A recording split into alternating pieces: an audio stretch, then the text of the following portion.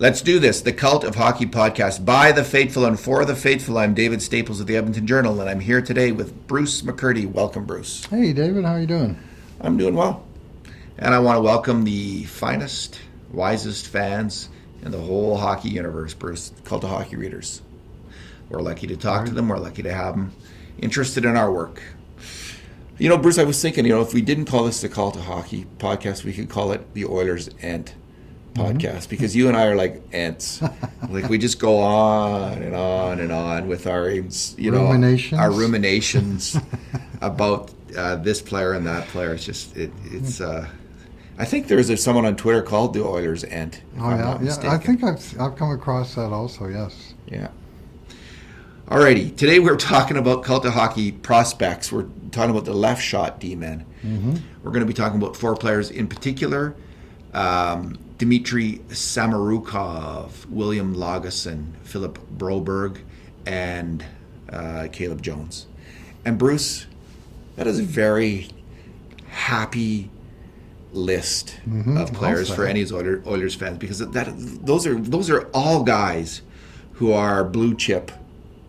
Is Lagesson close? All of them are blue chip NHL prospects. They're all well inside our top 10.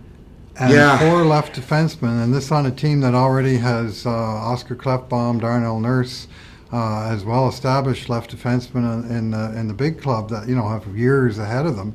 So the club is very deep at that position, deep enough that had many people questioning why pick another left defenseman in the draft this year. But we'll talk about that when we get to Broberg. I think every Oilers GM has to be a member of the secret society of the Leftorium.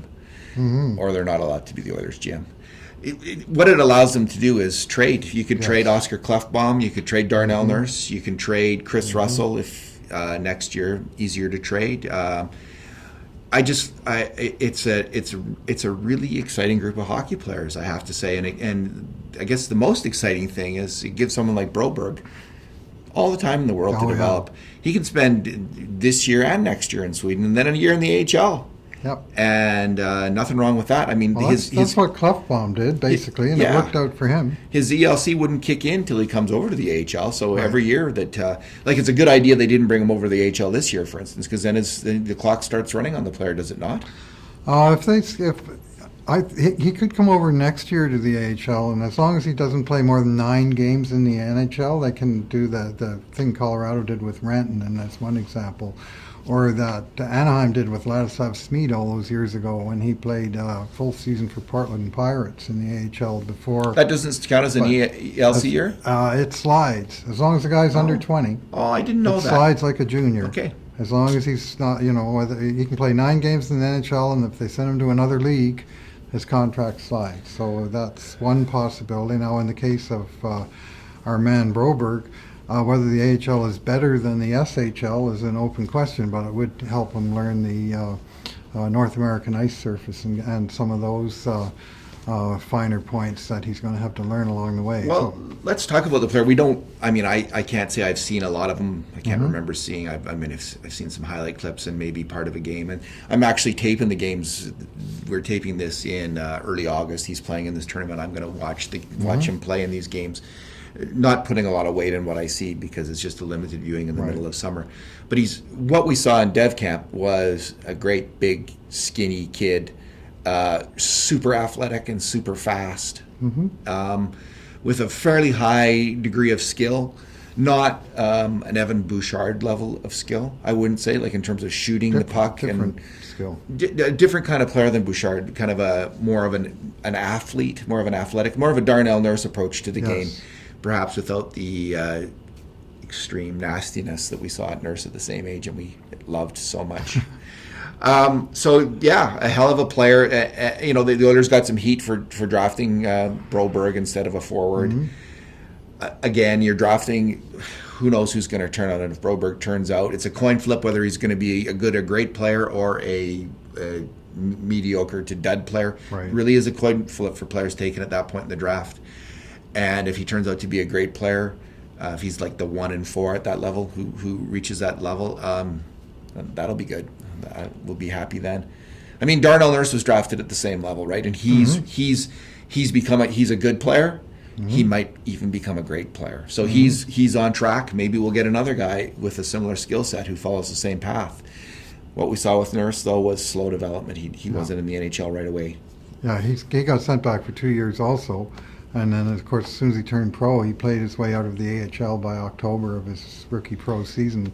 Deservedly. Maybe, yeah. And I think deservedly. anyways, in the case of Broberg, I did see the guy play at the Hlinka Gretzky Cup last summer. Sweden happened to be playing in the Edmonton group, and I saw 3 of their games. And it was impossible to miss Philip Broberg. He was very, very... His athleticism really shone through, and a very proactive guy. Like his sort of natural instinct is grab the puck and go with it, and skate like the wind. He's an excellent skater, not just speed wise, but he's got some. He has some what the scouts like to call 4-way skating. Like at development camp, I went down on the first day. I concentrated on him quite a bit, and it's all skating. It's like very boring in the one sense. But what often stands out in that camp is the guys that have been around for 2 or 3 years have a big advantage because they know some of the drills, they know some of the expectations of one-footed stuff or the backward stuff or carrying a puck under one skate while trying to motor your way around with the other skate. And what caught my eye about Broberg was how quickly he caught on to the various challenges. And he might look a little awkward the first time, and by the time they run through the drill 3 or 4 times, he'd be among the top skaters out there, and it's just seems to come very naturally to him. Now, one of the interesting things that has developed right away was the question is where he's going to play, Hamilton or Skellefteå. And Scott Housen, the Oilers personnel director, was on Oilers Now talking about that decision, and they were saying they just want him to play. Right. And but if they feel if he plays at the Swedish elite league level, that's probably the best bet because he's playing against men. Now, the question is how much is he going to play? I think it'll be a success. Last year, Broberg played 14.33 a game in the Swedish second league. I think if he plays that much in the elite league, that'll be that's a reasonable expectation. That'll be enough playing time with all the practice time that he gets. That will be considered a decent developmental year. So what I was doing, I was looking at the Skellefteå roster to see exactly how it's going to shake out. Now, they have all 3 right D-men back from last year, their top 3 guys. So we won't deal with that. And one of them is an Oiler player, Philip Berglund, and he's slotted in the second role. On lefty, though, Bruce, they lost their 3 top guys from last year. One of them, Emil Juice, came to the Dallas Stars. He's going to be on their farm team. One of them looks like he retired, and another one moved on because he's probably a mediocre player. So they've replaced those guys with 2 Swedish League veterans from Vaxjo. Like, they don't look like great guys, and they have one other guy who was their 7th defenseman, Patrick Noren. Now, the interesting thing is what we heard. Part of the decision was, though, that 2 of these players, I think on the left side, are out with injury until Christmas, which might open up things early on for Broberg. And if he seizes the job and does well with it when these other players are out, he would probably keep that job. Right. So they did bring in, they also brought in a top attacker from the second division. So they brought in lots of replacement players, but with 2 of these guys injured, it looks like he'll get a chance for about 14 minutes a night starting out. Maybe he can get up to that second pairing range, which we'll see him play about 18 minutes a game. If he got up to that, I'd be ecstatic. Yeah, they don't generally have a lot of big minute guys in the Swedish league because generally they use 7 guys and they spread the ice time around. So 20 or 21 minutes is top, and even second pairing, where normally in the NHL you have 4 guys in 20 plus minutes. 18 or so minutes is second pairing. It's that egalitarian Swedish. Yeah, exactly. Anyway, I don't know what the nuts and bolts of the deal is when an NHL rights player is loaned to the Swedish league, which is at least how it goes on the books from an Oilers perspective. Now, I think Skellefteå has signed their own contract with the player, and they probably have pretty free reign, but it would be nice to think that they've discussed with the Oilers and have some kind of plan, because the Oilers surely had a bit of a bargaining chip in saying, well, if you can't make us any promises, then we're going to pressure the guy to go and play in Hamilton because we know he'll play a lot there. But as you say, ideally, if he's at 18, if he's playing against the Swedish league, which he himself called the third best league in the world. It's pretty hard to gainsay that.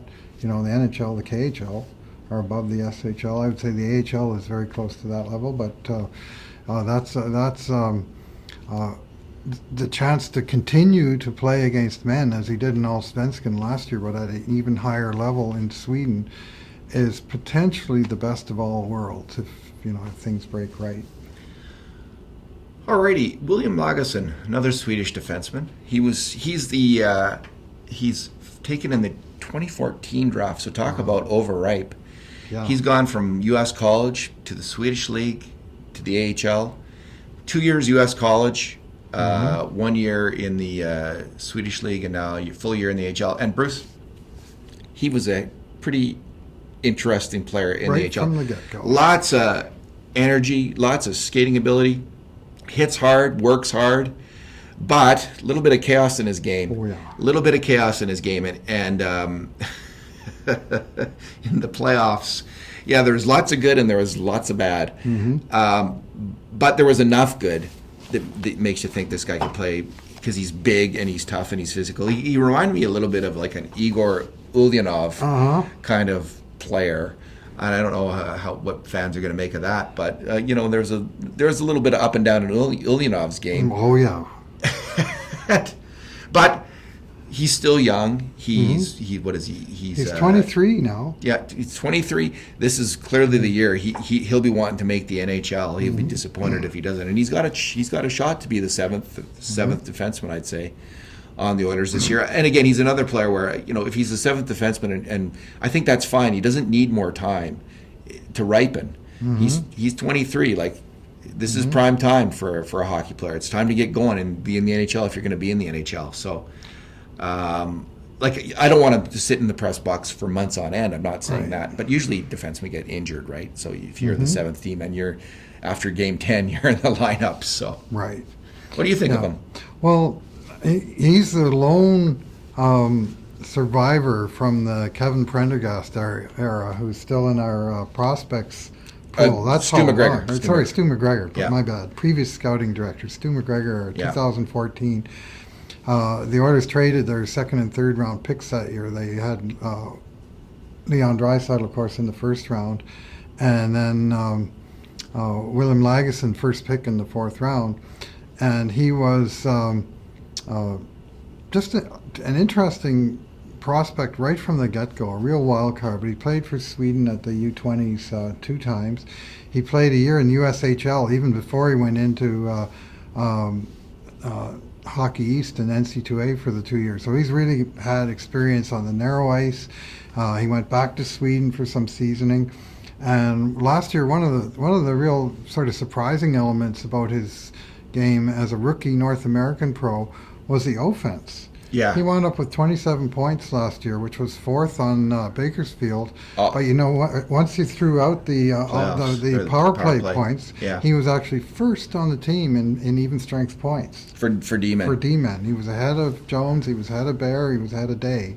First on the team with 24 even strength points, and his other 3 points came on the penalty kill, I believe. Anyway, he was very much a attacking force to a degree. He scored a huge overtime goal in the playoffs, a big comeback game that they had in the playoffs. It was him who broke it up in overtime, and he just, he's not so much a consistent offensive force, but when he gets involved in the play, he's effective.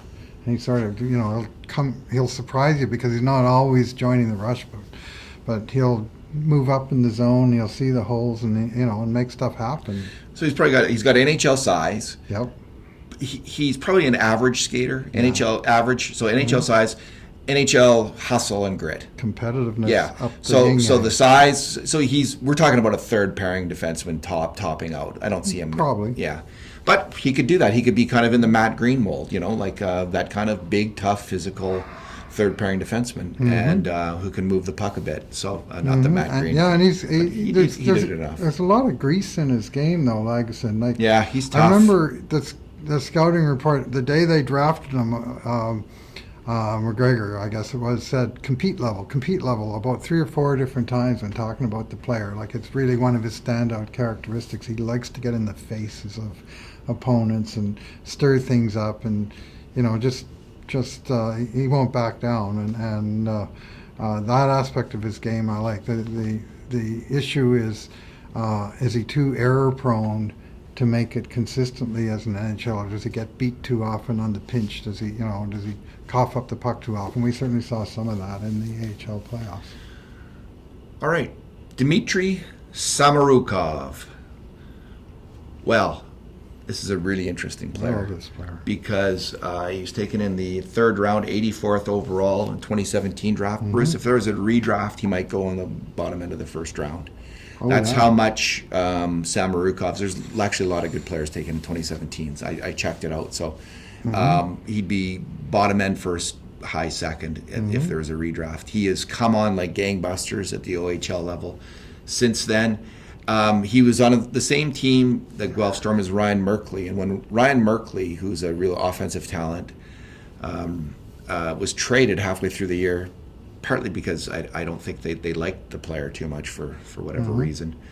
Samorukov started to get a lot of power play time, and man, did he take advantage of it in the playoffs, to the point where in the playoffs he had, in 24 games, 10 goals and 18 assists. Yeah. And heading into the Memorial Cup, he was talked about as being the best NHL prospect at the Cup. At the Memorial Cup. If I'm not, I think I'm recalling that correctly. I think he was listed second. Maybe second. There was one guy ahead of him. Yeah. So and that would have been Noah Dobson. That's right. And in watching Samorukov, you can see why. There's some blips in his game. He can be high event now and then too. Like, he can make defensive gaffes. A lot of defensemen can. But he's 6'2". I think they have him at 180 on Hockey DB. I think he's put on weight since that measurement. He looks like 6'2", about 200 the way he plays. He hits, but is he ever a fantastic skater? He is so smooth on his skates, and he's pretty good with the puck. He makes pretty good decisions with the puck. His problems come sometimes in defensive reads, right. I think, and not being aggressive enough defensively. But wow, the guy is smooth on the ice. I really like the way he skates. Yeah, I like this player a lot. He's really come along in each year since he was drafted. And last year, as you say, the second half, he really took off. He was over a point a game. He was over a point a game in the playoffs. And the thing about the guy is that he's not just an offensive blue liner. Like when we look at Evan Bouchard, we're going to be talking largely about his offense. Samorukov, they did a poll of OHL coaches, and he was listed as in the top 3, if not the top 1, for defensive defenseman, for best hitter among defensemen, like that, a few different categories, and he scored well on the defensive side of the puck as well as offensively. He's put up the numbers, so he's a really sort of well-rounded prospect. He's got the size, he's got the skating, he's got some offensive punch to his game, and he's got some strong defensive skills. Now, you talk about the breakdowns. Well, guess what? He just turned 20 years old in June. He's turning pro. There's going to be no rush for him to make the NHL right off, although I've heard from some people close to the team that they think he's on the fast track. And yeah. What does that mean? Like, that means he's close to ready, is what the take that I got. That sounds like something like out of 2011 though. Like this. Let's rush guys. No, it wasn't. Let's rush him. That's it. He's going to make himself undeniable. Was the take that I got. Do you believe that from watching? I don't buy that myself. First, I see a player who's in a very similar position as Caleb Jones was coming out of major junior hockey. Not that different. Not that much better. Caleb Jones was a hell of a player. Caleb Jones has been 2 years in the AHL, and he's. We're going to talk about it in a second, but I see Samorukov being on at least 1 year in the AHL. I'd be happy to see him get a full year down there. Oh, definitely, and probably 2. I'm saying probably 2. Well, I guess we'll see. Anyway, which isn't, that's for a defenseman, unlike a forward. That's true. They need a couple years. That's like. You have to, like, there's these different categories of players. Attacking forward like Benson, 1 year kicking it in the AHL, that's plenty. Defenseman though, 2 years, maybe 3. And of course he's going to go down there and spend some time with the defense whisperer Dave Manson to learn how to because whispering is what Dave Manson does these days, ever since his encounter with Sergio Momesso all those years ago.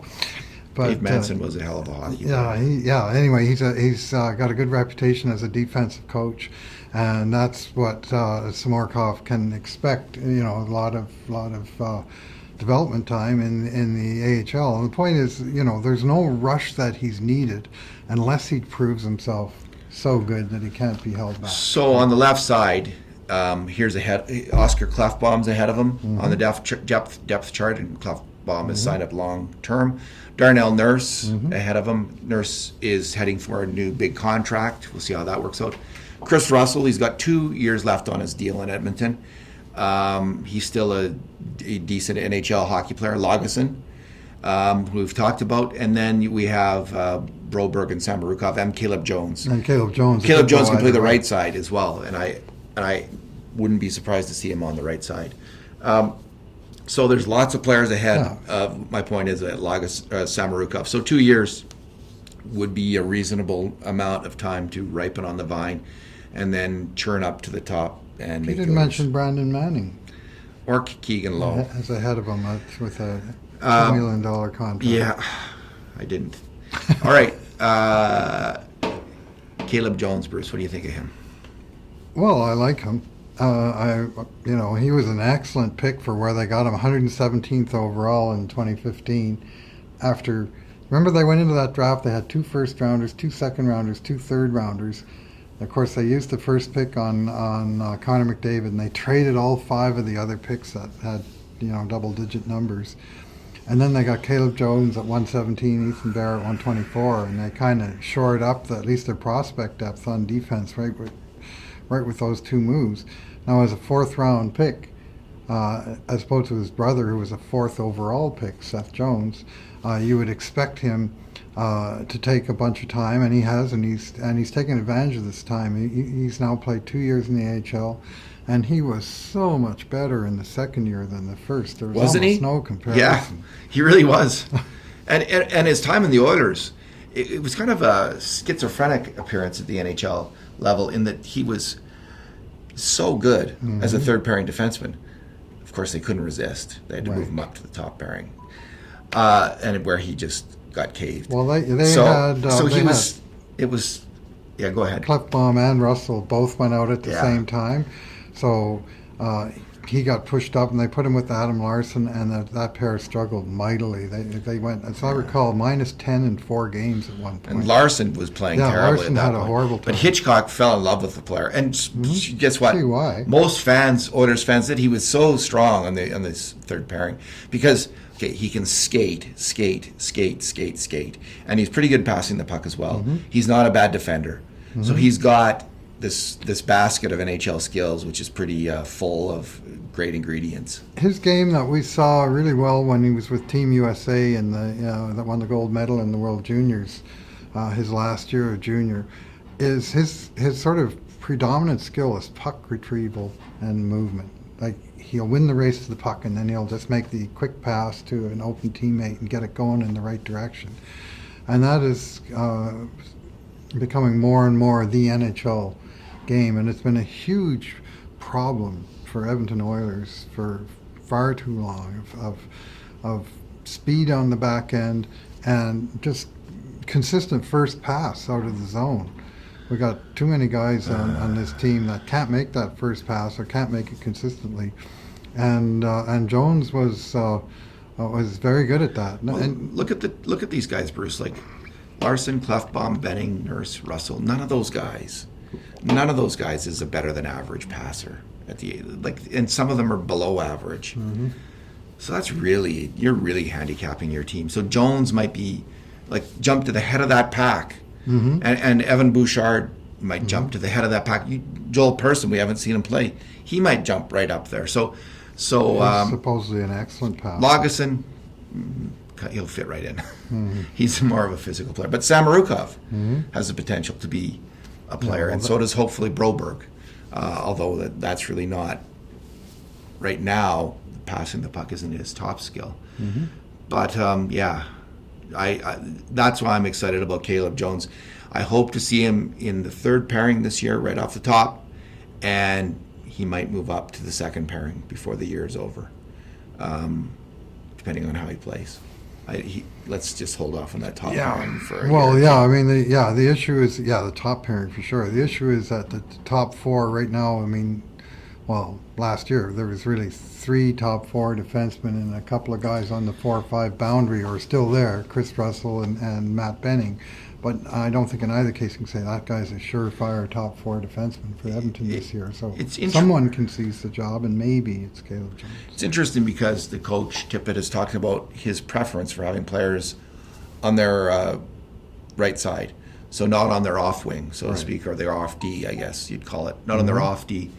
So this means moving Chris Russell back to the left side. So if they're all healthy, you have Clefbaum, Nurse, and Russell, which is an okay-ish left side defensive group. There's not one really outstanding player there who fits in easily onto the top pairing, unfortunately. But as a group, they're okay. So Jones doesn't make the team then in that, unless he can beat out Russell, unless Russell's the 7th D-man. Right. Because then you'd have Persson, Benning, and Larson on the right side. But I think we'll see. It'll be, maybe it's between Jones and Persson for that right side on the third pairing right now. Or maybe Benning is in the same kind of competition with those 3 guys. Like maybe Benning's the one. Maybe Jones and Persson both make the team, and Benning is the 7th D-man, which at times last year would have been a rational call, especially the first half of the year. Matt Benning really struggled. So, all right, I think we're done. Yeah, the best news for all of these young guys is the opening up of that spot. Yes, that was crucial. I mean, Andrei Sekera, we talk about puck movers. Andrei Sekera was the best puck mover that they had. It's true. But he wasn't necessarily the guy who was going to win the race to the puck to move it. And they need both. The way Caleb Jones can do it. So. Yeah, I'm a huge Caleb Jones fan. There's always players you take a shine to, and he's on my list for this year. I'm really rooting for the guy. All right. Thanks, Bruce. Thanks for talking today. Thanks for listening, everyone. And in the meantime and in between times, this has been another edition of the Cult of Hockey podcast.